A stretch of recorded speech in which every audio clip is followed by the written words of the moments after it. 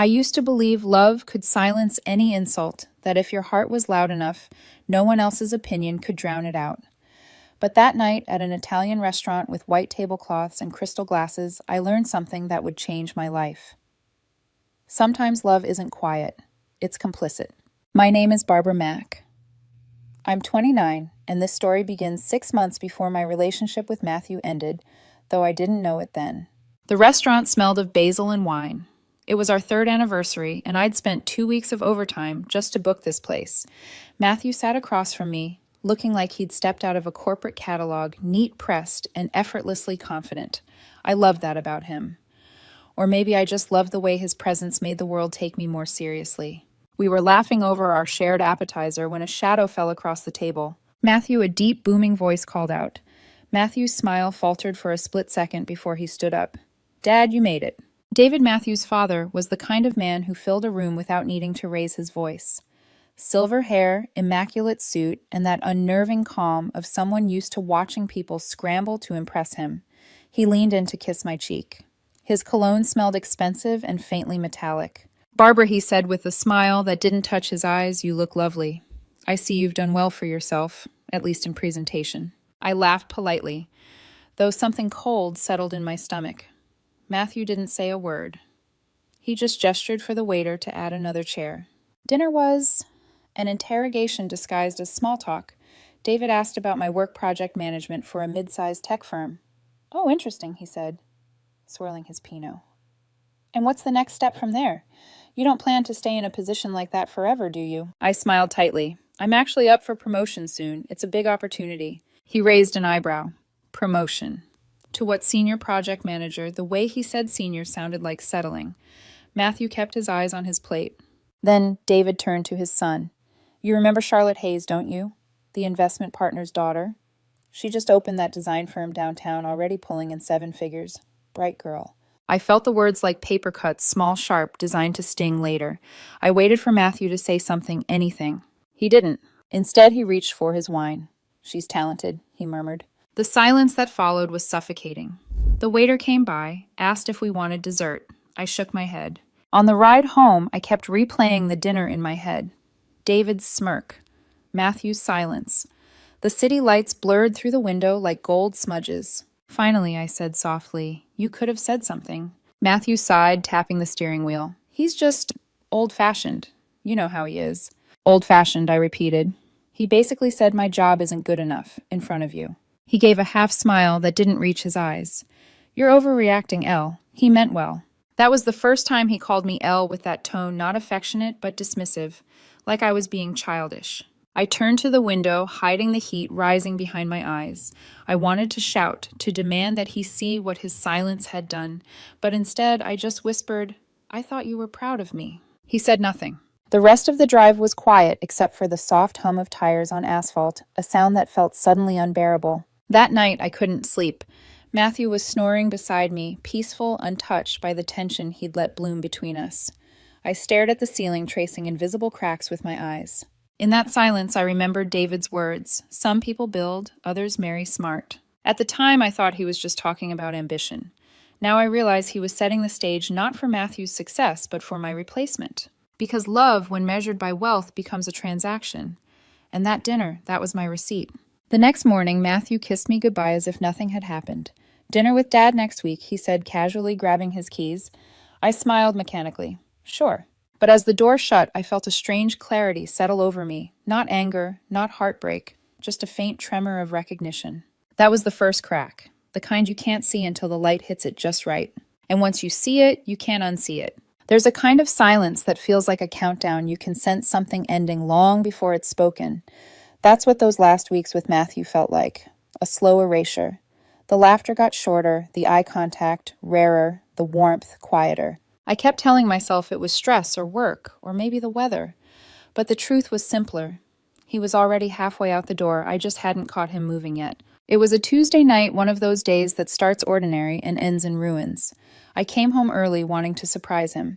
I cooked spaghetti, his favorite, with that overpriced sauce he liked. Our tiny apartment smelled of garlic and wine. I even opened a bottle of red, letting it breathe on the counter like a peace offering. By 7, he still wasn't home. By 8, my phone buzzed. "Matthew at Dad's. Won't be long."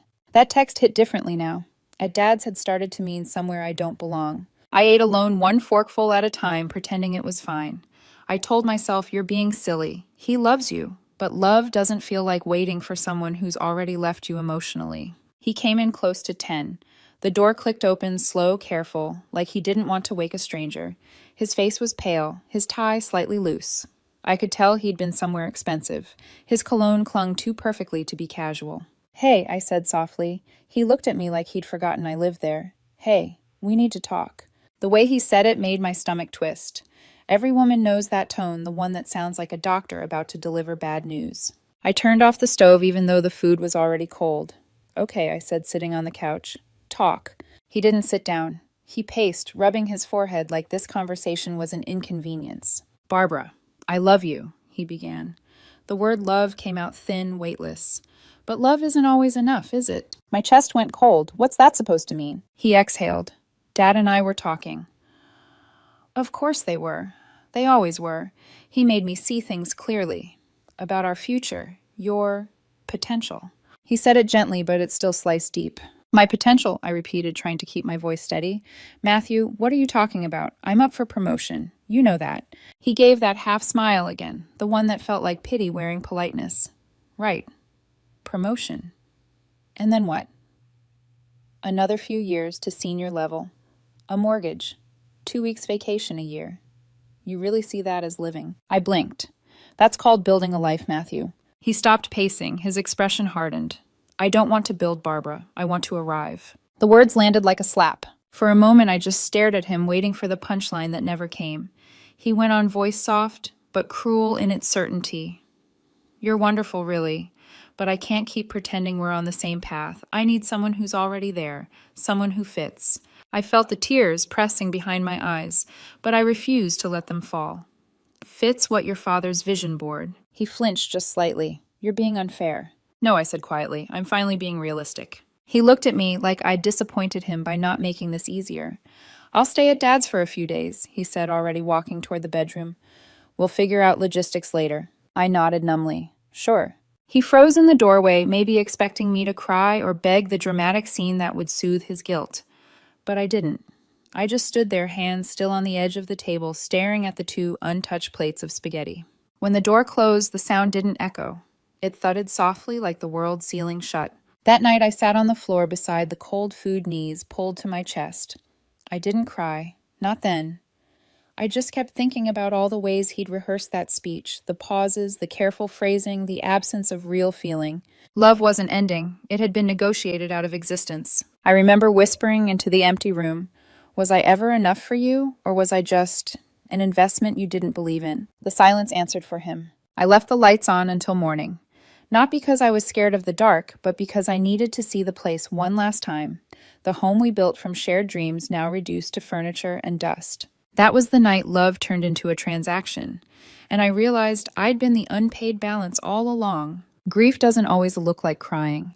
Sometimes it looks like bubble-wrap cardboard boxes and a woman taping up her past while the person she built her life around showers in the next room. For 48 hours after that conversation, Matthew and I became strangers occupying the same space. He avoided me. I avoided breaking. Every sound, the coffee maker dripping the creak of the floorboards, felt like it was reminding me that I used to belong here. But I wasn't angry. Not yet. I was methodical, detached, like an archaeologist cataloging the ruins of something once beautiful. I started with the photos. 3 years' worth of memories, holidays, weekend trips, lazy mornings. I spread them on the living room floor and stared. Every smile looked different now. Every hug rehearsed. I took only the ones that were mine alone. My graduation, my mom's birthday, a solo trip before I met him. The rest are US. I stacked neatly in a shoebox and left it on the counter. I didn't tear them up. That would have meant I still cared. The kitchen came next. The wine glasses his father gave us for Christmas, I left those. The mug he bought me that said, "Boss lady," I took that. Petty maybe. But sometimes survival needs souvenirs. When I called Mara, my best friend, she didn't say I told you so. She just asked, "Do you want me to come over?" "No," I said quietly, sealing another box. "I need to do this myself." She paused, then promised me something. "What?" "When you walk out that door, don't take any ghosts with you." I laughed, but it came out brittle. "I'll try." Matthew appeared briefly while I was packing clothes. He leaned against the doorframe tie, loosened, pretending to check his phone. "You don't have to rush," he said. "We can figure out." "I'm not rushing," I interrupted, folding the last of my sweaters. "I'm finishing." He blinked, surprised by my tone. I think he expected tears or pleading. Instead, he found a woman who had finally stopped waiting for him to change. His jaw tightened. "Barbara, come on, don't be dramatic." I zipped my suitcase. "You left me 3 days ago, Matthew. I'm just catching up." He didn't reply. He just turned and walked out. The sound of his footsteps faded down the hall light and confident, like someone certain they'd never trip. That night, I slept on the couch. The apartment was too quiet. Even the refrigerator hum felt intrusive. I lay awake, staring at the ceiling, wondering if peace always came with this kind of ache. By morning, my numbness had hardened into clarity. I made coffee, poured 2 cups out of habit, then poured one down the sink. When the buzzer rang, I assumed it was Mara. But when I opened the door, David stood there. Matthew's father, perfectly pressed, suit-cold politeness radiating off him. "Barbara," he greeted smoothly. "Matthew told me you're moving out. It's for the best, really. You'll find someone more suited to your lifestyle." I didn't answer. I just stared at him, letting the words hang between us. He waited, expecting a reaction, embarrassment, maybe an apology. He got neither. Finally, I smiled small tight. "You're right. I will." For the first time, I saw confusion flicker across his face. He wasn't used to women agreeing with his verdicts so calmly. He cleared his throat, stepping aside. "Take care, then." "Oh, I plan to," I said, locking the door behind me. Outside, the morning sun was sharp and blinding.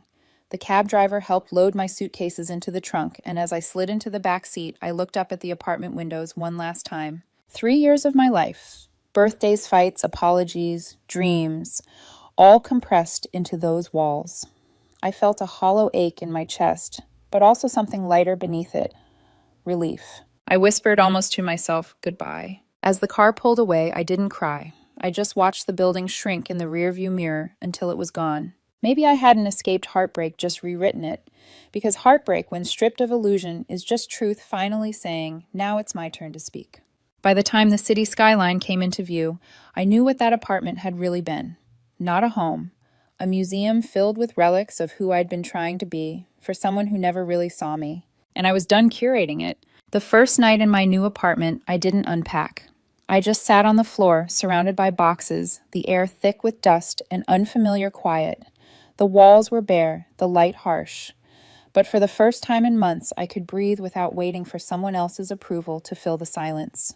I slept on a borrowed mattress wrapped in a blanket that smelled faintly of detergent and freedom. It wasn't peace yet, but it was a start. The mornings came heavy at first. No text from Matthew, no one asking if I'd eaten, no soft voice telling me I worked too hard. Just the hum of the fridge, the tapping of my own spoon in my own cup. The kind of loneliness that felt clean like an empty plate after the storm. I went to work because not going would have meant thinking, and thinking was dangerous territory. At the office, everyone pretended not to notice my hollow smile. "Rough week," my boss asked once. "Just getting started," I replied. He nodded approvingly, not realizing I meant it in more ways than one. The days blurred. Emails, deadlines, long commutes. But in the evenings, I found something strange growing beneath the numbness discipline. I stayed late. I volunteered for projects everyone else avoided. I read every leadership manual and took every online course that crossed my feed. It wasn't just distraction, it was reconstruction. I remember one night staring at a half-finished presentation at 2 a.m., whispering to myself, if he thought my potential was limited, then I'll make sure it terrifies him next time he hears my name. It wasn't revenge, it was reclamation. Weekends used to mean brunch with Matthew's friends, all manicured nails and easy laughter.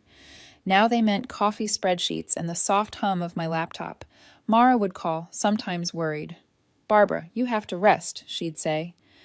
Rest from what I'd answer. "I'm finally awake." She stopped arguing after that. Months passed. I got my promotion senior project manager, and with it came a salary bump that felt like oxygen. But even that wasn't enough. I wanted more, not to prove anything to them, but to the version of me who used to whisper, "Please love me," into the dark. So I built something that was mine. A consulting business. Small, at first weekend clients, late-night proposals, half-finished ideas written on napkins. But slowly it took shape. My first client came from a referral, then another. Word spread apparently, I was good at making order out of chaos. I'd laugh sometimes thinking, if only Matthew could see how much potential limited looks like when it's free. Through the grapevine, I started hearing things.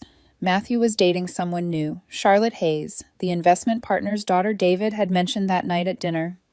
Of course. They looked perfect together in photos, polished, golden, predictable. He'd finally arrived. Mara sent me a screenshot once, her text beneath it. "Do you want me to delete this for you?" I smiled. No need. It's just data. Because by then, I'd stopped comparing. Their story wasn't my heartbreak anymore. It was my lesson plan. One Sunday evening, I found myself on the balcony, city lights glittering below. I was barefoot, holding a mug of tea, feeling the quiet hum of a life that was finally mine. And I thought of something David had said that night. Some people build, others marry smart. He meant it as a warning. But he was right, I was a builder. And the foundation I was pouring now didn't need anyone else's approval. The funny thing about ruin is that it gives you new ground, the kind untouched by expectation, the kind solid enough to hold your own name. And though I didn't know it yet, everything I was building, every late night, every risk, every decision made alone, was laying the bricks for the moment I'd stop remembering him at all. Because healing isn't forgetting, it's outgrowing. And somewhere between exhaustion and quiet triumph, I realized I wasn't rebuilding what I lost.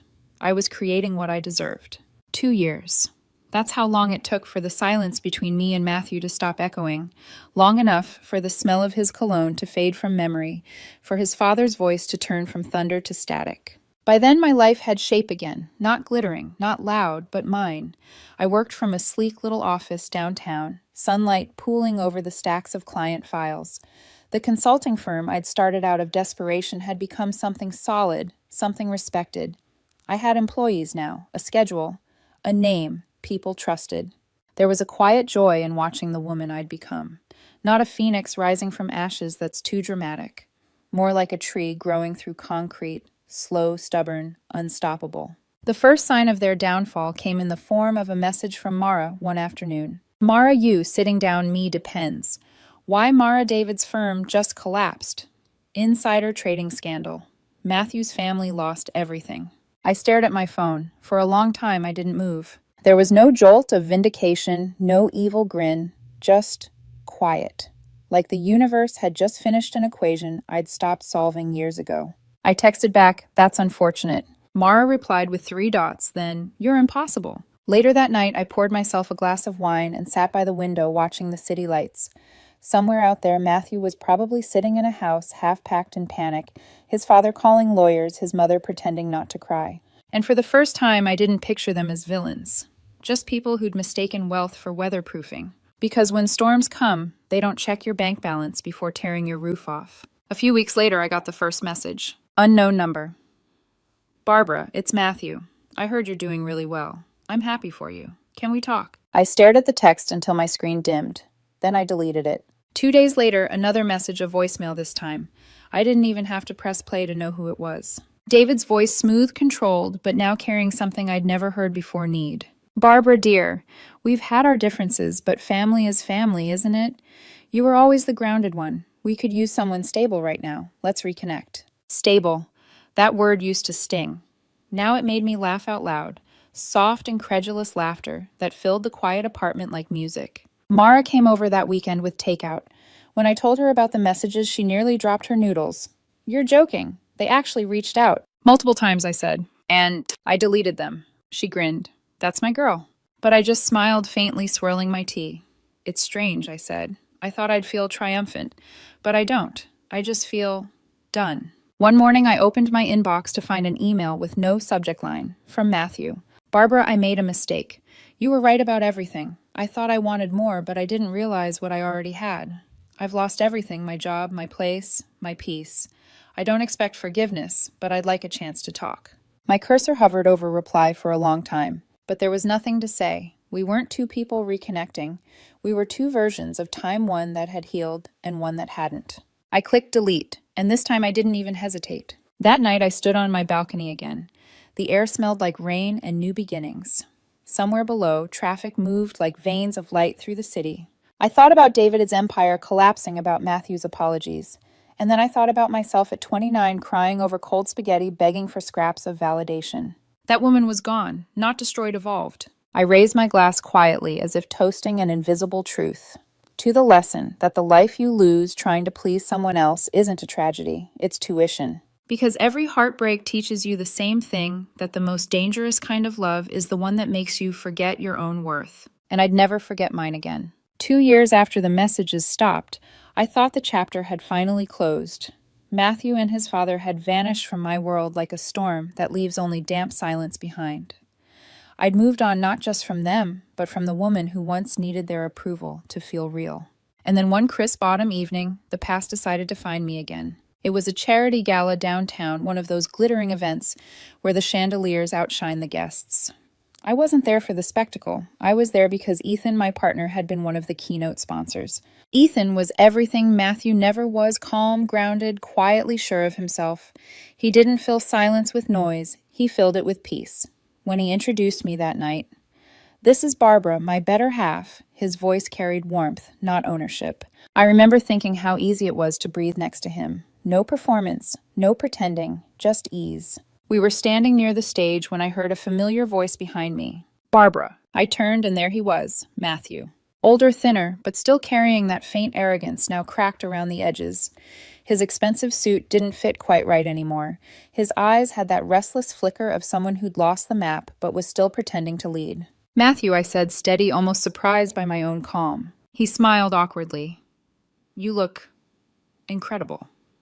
His gaze darted to Ethan beside me, then back. "Who's this?" "Ethan," I said simply. "A friend." It wasn't a lie. He was my friend, the kind who built instead of competed. Ethan extended a hand politely. "Nice to meet you." Matthew shook it, his expression tightening.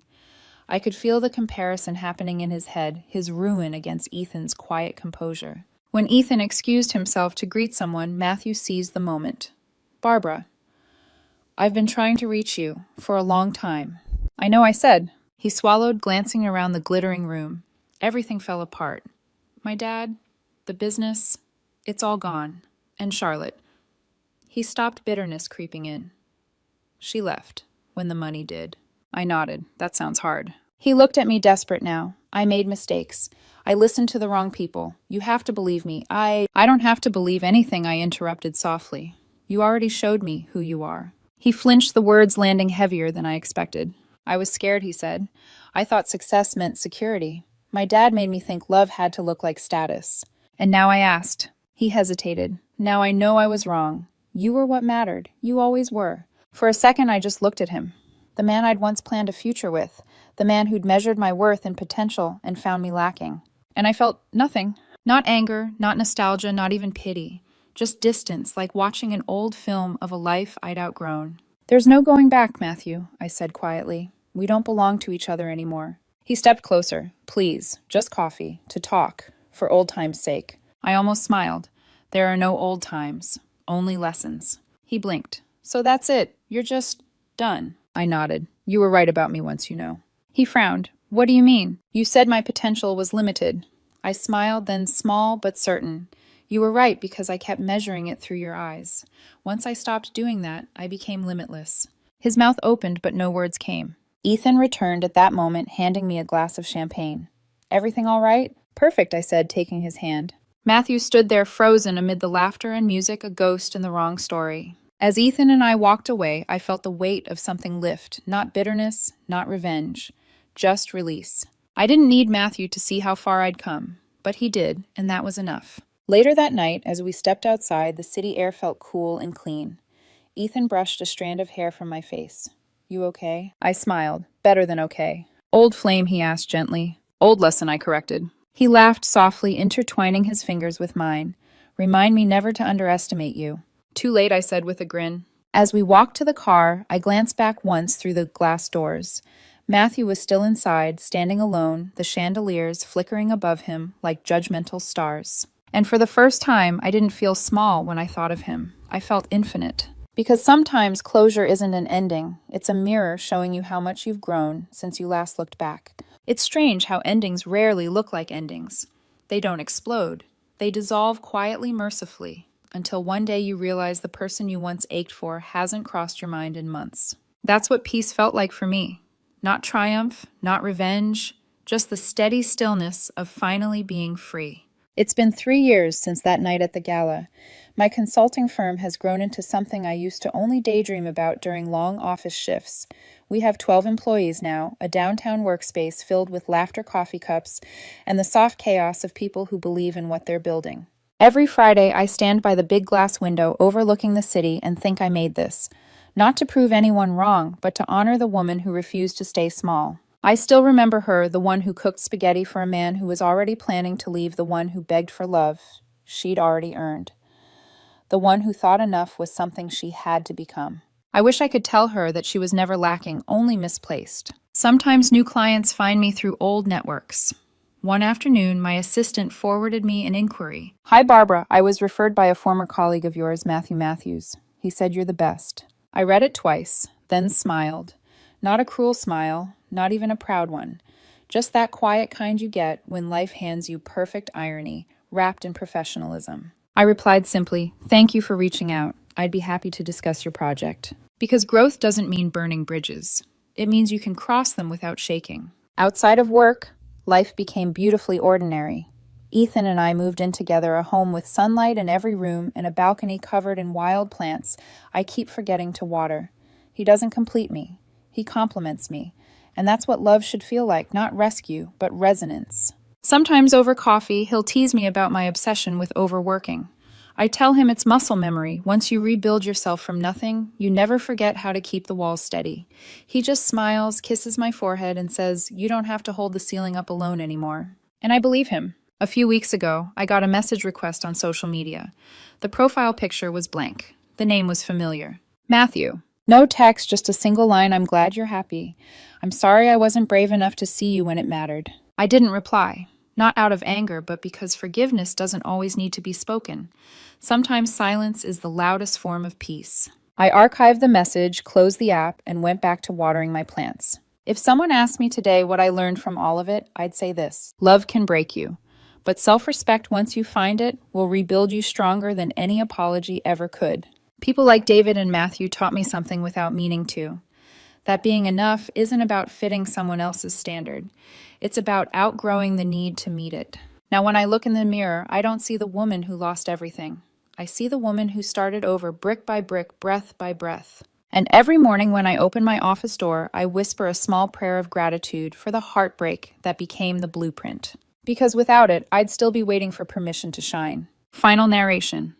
Soft cinematic tone. He taught me that love measured in wealth is a transaction. He taught me that silence can be a cage. But I taught myself something greater, that walking away isn't weakness. It's how you reclaim your name. The camera lingers on Barbara, closing her laptop, turning off the office lights, and stepping into the glow of the evening city. The air outside is quiet, and for the first time in years, she doesn't look back.